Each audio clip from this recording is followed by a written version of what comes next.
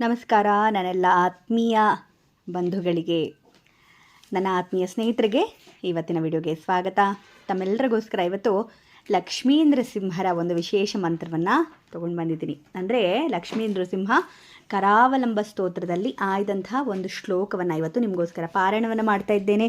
ಶ್ರದ್ಧೆಯಿಂದ ಪೂರ್ಣ ಶ್ಲೋಕವನ್ನು ಪಾರಾಯಣವನ್ನು ಕೇಳಿಸ್ಕೊಳ್ಳಿ. ಇಲ್ಲ 48 ಬಾರಿ ಈ ಒಂದು ಶ್ಲೋಕವನ್ನು ಪಾರಾಯಣ ಮಾಡೋದನ್ನು ಕೇಳಿಸ್ಕೊಳ್ಳಿ. ನನ್ನ ಜೊತೆ ನೀವು ಕೂಡ ಪಾರಾಯಣವನ್ನು ಮಾಡಿ ಅಂತ ಹೇಳ್ತಾ, ಲಕ್ಷ್ಮೀ ನೃಸಿಂಹರ ವಿಶೇಷ ಅನುಗ್ರಹ ಪ್ರಾಪ್ತವಾಗುತ್ತೆ ಈ ಒಂದು ಶ್ಲೋಕದಿಂದ, ಕೇಳೋದ್ರಿಂದ ಅಂತ ಹೇಳಿ.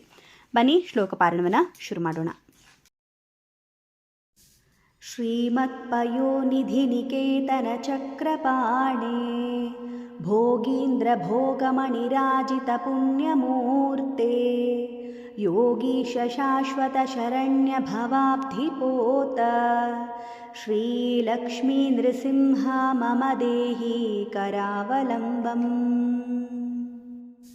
ಶ್ರೀಮತ್ಪಯೋನಿಧಿ ನಿಕೇತನ ಚಕ್ರಪಾಣೆ ಭೋಗೀಂದ್ರ ಭೋಗಮಣಿರಾಜಿತ ಪುಣ್ಯಮೂರ್ತೆ ಯೋಗೀಶ ಶಾಶ್ವತ ಶರಣ್ಯ ಭವಾಬ್ಧಿಪೋತ ಶ್ರೀಲಕ್ಷ್ಮೀ ನೃಸಿಂಹ ಮಮ ದೇಹಿ ಕರಾವಲಂಬಂ. ಶ್ರೀಮತ್ಪಯೋನಿಧಿ ನಿಕೇತನ ಚಕ್ರಪಾಣೆ ಭೋಗೀಂದ್ರ ಭೋಗಮಣಿರಾಜಿತ ಪುಣ್ಯಮೂರ್ತೆ ಯೋಗೀಶ ಶಾಶ್ವತ ಶರಣ್ಯ ಭವಾಬ್ಧಿಪೋತ ಶ್ರೀಲಕ್ಷ್ಮೀ ನೃಸಿಂಹ ಮಮ ದೇಹಿ ಕರಾವಲಂಬಂ. ಶ್ರೀಮತ್ಪಯೋನಿಧಿ ನಿಕೇತನ ಚಕ್ರಪಾಣೆ ಭೋಗೀಂದ್ರ ಭೋಗಮಣಿರಾಜಿತ ಪುಣ್ಯಮೂರ್ತೆ ಯೋಗೀಶ ಶಾಶ್ವತ ಶರಣ್ಯ ಭವಾಬ್ಧಿಪೋತ ಶ್ರೀಲಕ್ಷ್ಮೀ ನೃಸಿಂಹ ಮಮ ದೇಹಿ ಕರಾವಲಂಬಂ. ಶ್ರೀಮತ್ಪಯೋನಿಧಿ ನಿಕೇತನ ಚಕ್ರಪಾಣೆ ಭೋಗೀಂದ್ರ ಭೋಗಮಣಿರಾಜಿತ ಪುಣ್ಯಮೂರ್ತೆ ಯೋಗೀಶ ಶಾಶ್ವತ ಶರಣ್ಯ ಭವಾಬ್ಧಿಪೋತ ಶ್ರೀಲಕ್ಷ್ಮೀ ನೃಸಿಂಹ ಮಮ ದೇಹಿ ಕರಾವಲಂಬಂ. ಶ್ರೀಮತ್ಪಯೋನಿಧಿ ನಿಕೇತನ ಚಕ್ರಪಾಣೆ ಭೋಗೀಂದ್ರ ಭೋಗಮಣಿರಾಜಿತ ಪುಣ್ಯಮೂರ್ತೆ ಯೋಗೀಶ ಶಾಶ್ವತ ಶರಣ್ಯ ಭವಾಬ್ಧಿಪೋತ ಶ್ರೀಲಕ್ಷ್ಮೀ ನೃಸಿಂಹ ಮಮ ದೇಹಿ ಕರಾವಲಂಬಂ. ಶ್ರೀಮತ್ಪಯೋನಿಧಿ ನಿಕೇತನ ಚಕ್ರಪಾಣೆ ಭೋಗೀಂದ್ರ ಭೋಗಮಣಿರಾಜಿತ ಪುಣ್ಯಮೂರ್ತೆ ಯೋಗೀಶ ಶಾಶ್ವತ ಶರಣ್ಯ ಭವಾಬ್ಧಿಪೋತ ಶ್ರೀಲಕ್ಷ್ಮೀ ನೃಸಿಂಹ ಮಮ ದೇಹಿ ಕರಾವಲಂಬಂ. ಶ್ರೀಮತ್ಪಯೋನಿಧಿ ನಿಕೇತನ ಚಕ್ರಪಾಣೆ ಭೋಗೀಂದ್ರ ಭೋಗಮಣಿರಾಜಿತ ಪುಣ್ಯಮೂರ್ತೆ ಯೋಗೀಶ ಶಾಶ್ವತ ಶರಣ್ಯ ಭವಾಬ್ಧಿಪೋತ ಶ್ರೀಲಕ್ಷ್ಮೀ ನೃಸಿಂಹ ಮಮ ದೇಹಿ ಕರಾವಲಂಬಂ. ಶ್ರೀಮತ್ಪಯೋನಿಧಿ ನಿಕೇತನ ಚಕ್ರಪಾಣೆ ಭೋಗೀಂದ್ರ ಭೋಗಮಣಿರಾಜಿತ ಪುಣ್ಯಮೂರ್ತೆ ಯೋಗೀಶ ಶಾಶ್ವತ ಶರಣ್ಯ ಭವಾಬ್ಧಿಪೋತ ಶ್ರೀಲಕ್ಷ್ಮೀ ನೃಸಿಂಹ ಮಮ ದೇಹಿ ಕರಾವಲಂಬಂ. ಶ್ರೀಮತ್ಪಯೋನಿಧಿ ನಿಕೇತನ ಚಕ್ರಪಾಣೆ ಭೋಗೀಂದ್ರ ಭೋಗಮಣಿರಾಜಿತ ಪುಣ್ಯಮೂರ್ತೆ ಯೋಗೀಶ ಶಾಶ್ವತ ಶರಣ್ಯ ಭವಾಬ್ಧಿಪೋತ ಶ್ರೀಲಕ್ಷ್ಮೀ ನೃಸಿಂಹ ಮಮ ದೇಹಿ ಕರಾವಲಂಬಂ. ಶ್ರೀಮತ್ಪಯೋನಿಧಿ ನಿಕೇತನ ಚಕ್ರಪಾಣೆ ಭೋಗೀಂದ್ರ ಭೋಗಮಣಿರಾಜಿತ ಪುಣ್ಯಮೂರ್ತೆ ಯೋಗೀಶ ಶಾಶ್ವತ ಶರಣ್ಯ ಭವಾಬ್ಧಿಪೋತ ಶ್ರೀಲಕ್ಷ್ಮೀ ನೃಸಿಂಹ ಮಮ ದೇಹಿ ಕರಾವಲಂಬಂ. श्रीमत्पयोनिधिनिकेतनचक्रपाणे भोगीन्द्रभोगमणिराजितपुण्यमूर्ते योगीश शाश्वतशरण्यभवाब्धिपोत श्रीलक्ष्मीनृसिंह मम देहि करावलम्बम्। श्रीमत्पयोनिधिनिकेतनचक्रपाणे भोगीन्द्रभोगमणिराजितपुण्यमूर्ते योगीश शाश्वतशरण्यभवाब्धिपोत श्रीलक्ष्मीनृसिंह मम देहि करावलम्बम्। श्रीमत्पयोनिधिनिकेतनचक्रपाणे भोगीन्द्रभोगमणिराजितपुण्यमूर्ते योगीश शाश्वतशरण्यभवाब्धिपोत श्रीलक्ष्मीनृसिंह मम देहि करावलम्बम्। श्रीमत्पयोनिधिनिकेतनचक्रपाणे भोगीन्द्रभोगमणिराजितपुण्यमूर्ते योगीश शाश्वतशरण्यभवाब्धिपोत श्रीलक्ष्मीनृसिंह मम देहि करावलम्बम्। श्रीमत्पयोनिधिनिकेतनचक्रपाणे भोगीन्द्रभोगमणिराजितपुण्यमूर्ते योगीश शाश्वतशरण्यभवाब्धिपोत श्रीलक्ष्मीनृसिंह मम देहि करावलम्बम्। श्रीमत्पयोनिधिनिकेतनचक्रपाणे भोगीन्द्रभोगमणिराजितपुण्यमूर्ते योगीश शाश्वतशरण्यभवाब्धिपोत श्रीलक्ष्मीनृसिंह मम देहि करावलम्बम्। श्रीमत्पयोनिधिनिकेतनचक्रपाणे भोगीन्द्रभोगमणिराजितपुण्यमूर्ते योगीश शाश्वतशरण्यभवाब्धिपोत श्रीलक्ष्मीनृसिंह मम देहि करावलम्बम्। श्रीमत्पयोनिधिनिकेतनचक्रपाणे भोगीन्द्रभोगमणिराजितपुण्यमूर्ते योगीश शाश्वतशरण्यभवाब्धिपोत श्रीलक्ष्मीनृसिंह मम देहि करावलम्बम्। श्रीमत्पयोनिधिनिकेतनचक्रपाणे भोगीन्द्रभोगमणिराजितपुण्यमूर्ते योगीश शाश्वतशरण्यभवाब्धिपोत श्रीलक्ष्मीनृसिंह मम देहि करावलम्बम्। श्रीमत्पयोनिधिनिकेतनचक्रपाणे भोगीन्द्रभोगमणिराजितपुण्यमूर्ते योगीश शाश्वतशरण्यभवाब्धिपोत श्रीलक्ष्मीनृसिंह मम देहि करावलम्बम्।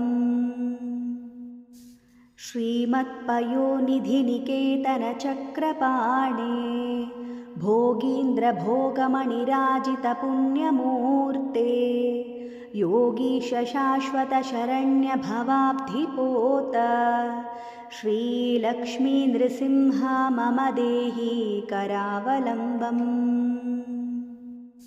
श्रीमत्पयोनिधिनिकेतनचक्रपाणे भोगीन्द्रभोगमणिराजितपुण्यमूर्ते योगीश शाश्वतशरण्यभवाब्धिपोत श्रीलक्ष्मीनृसिंह मम देहि करावलम्बम्।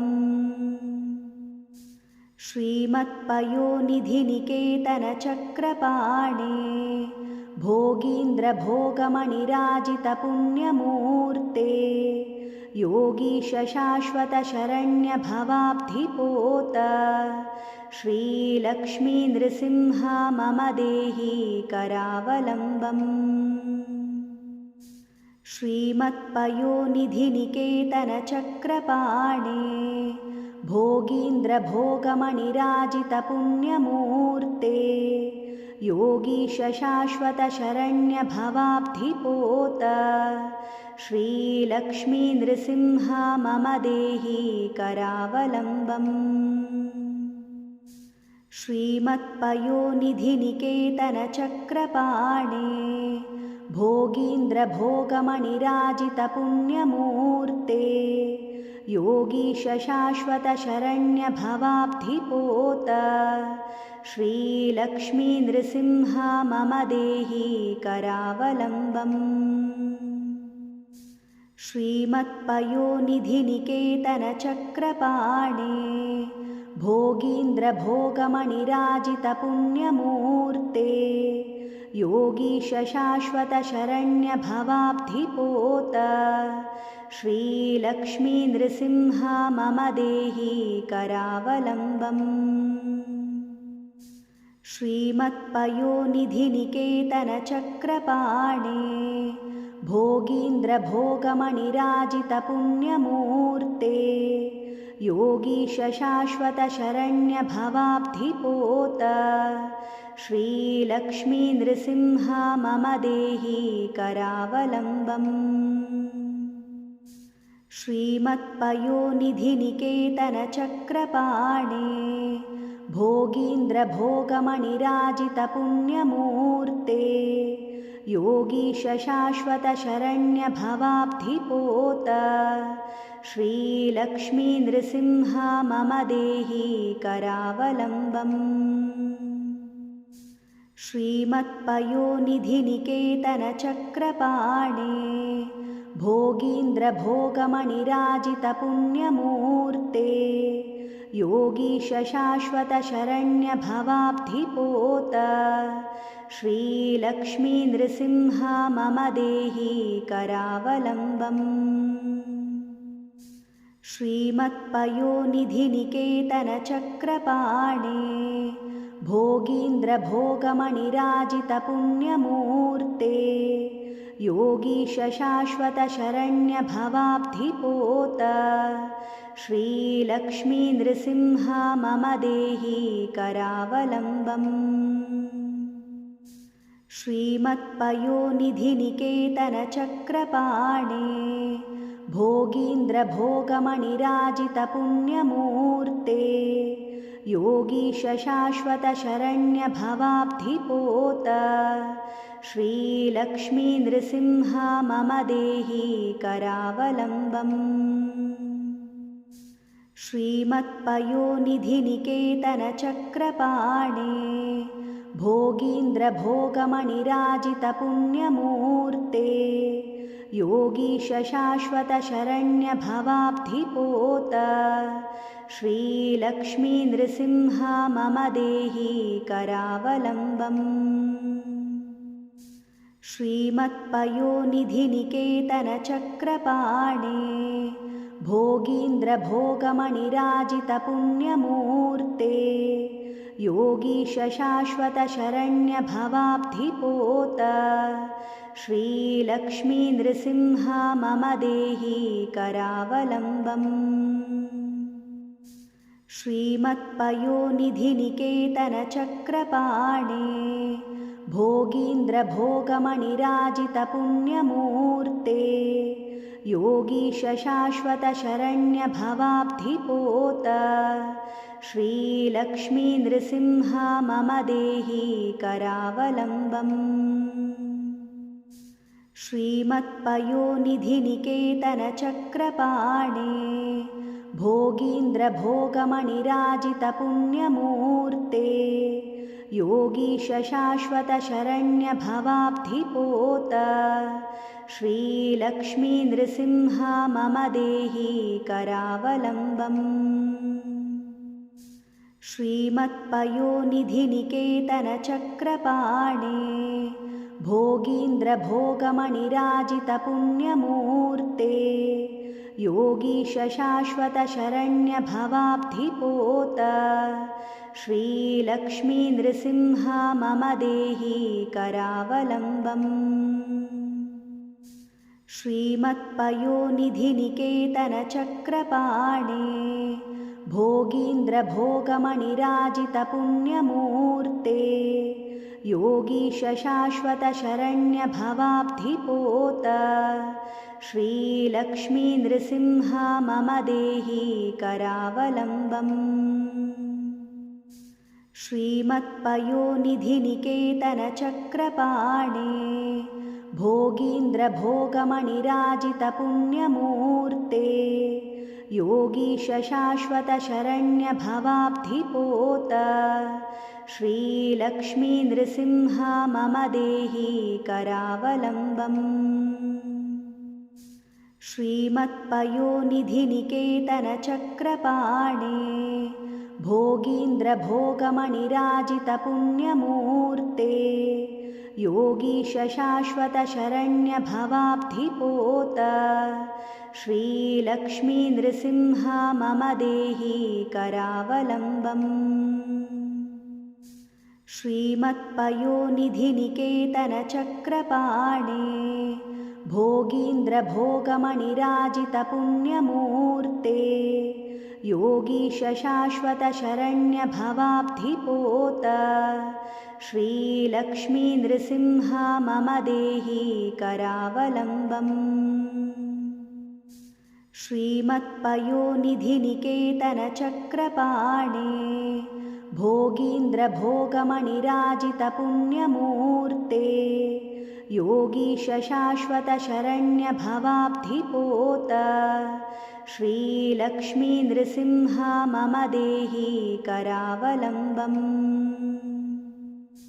श्रीमत्पयोनिधिनिकेतनचक्रपाणे भोगीन्द्रभोगमणिराजितपुण्यमूर्ते योगीशशाश्वतशरण्यभवाब्धिपोत श्रीलक्ष्मीनृसिंहा मम देहि करावलम्बम्।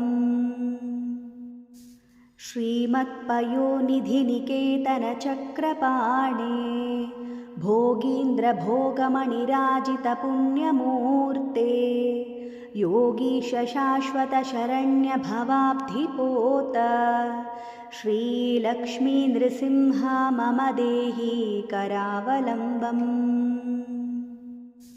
श्रीमत्पयोनिधिनिकेतनचक्रपाणे भोगीन्द्रभोगमणिराजितपुण्यमूर्ते योगीशशाश्वतशरण्यभवाब्धिपोत श्रीलक्ष्मीनृसिंहा मम देहि करावलम्बम्।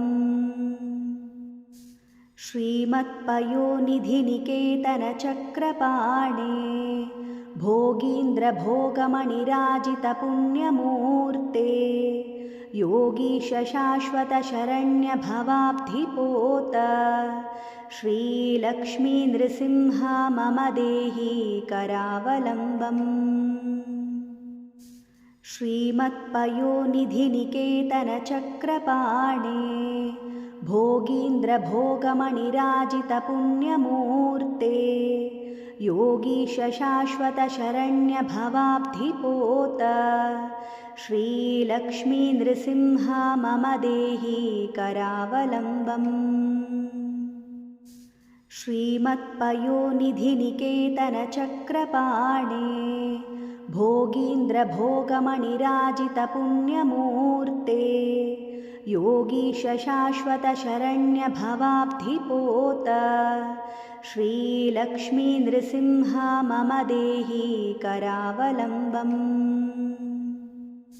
श्रीमत्पयोनिधिनिकेतनचक्रपाणे भोगीन्द्रभोगमणिराजितपुण्यमूर्ते योगीशशाश्वतशरण्यभवाब्धिपोत श्रीलक्ष्मीनृसिंहा मम देहि करावलम्बम्। श्रीमत्पयोनिधिनिकेतनचक्रपाणे भोगीन्द्रभोगमणिराजितपुण्यमूर्ते योगीशशाश्वतशरण्यभवाब्धिपोत श्रीलक्ष्मीनृसिंहा मम देहि करावलम्बम्। श्रीमत्पयोनिधिनिकेतनचक्रपाणे भोगीन्द्रभोगमणिराजितपुण्यमूर्ते योगीश शाश्वतशरण्यभवाब्धिपोत श्रीलक्ष्मीनृसिंह मम देहि करावलम्बम्। श्रीमत्पयोनिधिनिकेतनचक्रपाणे भोगीन्द्रभोगमणिराजितपुण्यमूर्ते योगीश शाश्वतशरण्यभवाब्धिपोत श्रीलक्ष्मीनृसिंह मम देहि करावलम्बम्। श्रीमत्पयोनिधिनिकेतनचक्रपाणे भोगीन्द्रभोगमणिराजितपुण्यमूर्ते योगीश शाश्वतशरण्यभवाब्धिपोत श्रीलक्ष्मीनृसिंह मम देहि करावलम्बम्। श्रीमत्पयोनिधिनिकेतनचक्रपाणे भोगीन्द्रभोगमणिराजितपुण्यमूर्ते योगीश शाश्वतशरण्यभवाब्धिपोत श्रीलक्ष्मीनृसिंह मम देहि करावलम्बम्।